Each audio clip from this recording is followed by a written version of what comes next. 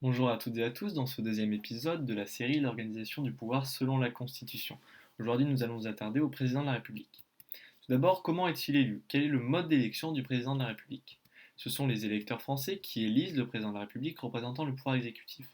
Il est élu pour une durée de 5 ans, soit un quinquennat, au suffrage universel direct, c'est-à-dire que ce sont tous les électeurs français, sans aucun intermédiaire, qui élisent le président de la République. Un candidat à la présidence doit obtenir la majorité absolue, c'est-à-dire plus de 50% des voix exprimées pour devenir président de la République. Le président de la République peut avoir 2 mandats consécutifs maximum, c'est-à-dire une durée de 10 ans. Que se passe-t-il si le président de la République est vacant? La Constitution fixe un règlement en cas de vacance. Tout d'abord, c'est le président du Sénat qui remplace ce président de la République. Si ce président du Sénat ne peut pas le faire, c'est le gouvernement. Enfin, le Conseil constitutionnel peut déclarer la vacance définitive, auquel cas il y a de nouvelles élections. Que doit faire le président de la République? Quels sont ses devoirs? Il doit veiller au respect de la Constitution, c'est-à-dire que les citoyens français jouissent de leurs droits et de leurs libertés assurés par la Constitution.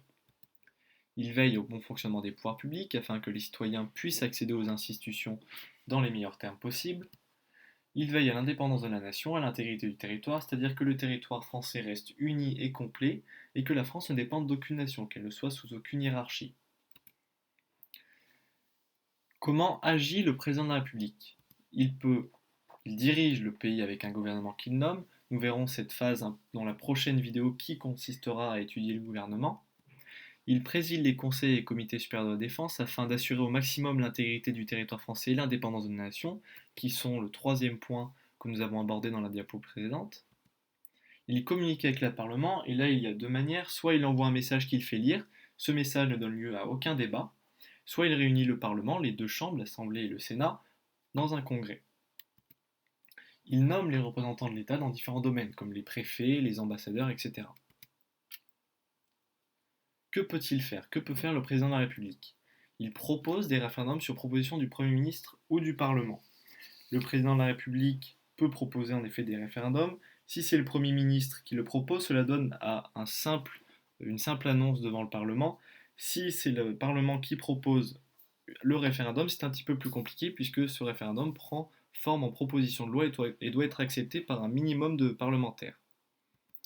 Il peut avoir les pleins pouvoirs en cas de forte crise, c'est-à-dire que si les institutions françaises sont menacées, si le territoire français est menacé, dans tous les cas il y a des recours, le Parlement peut demander au Conseil constitutionnel d'étudier la véracité des pleins pouvoirs au président.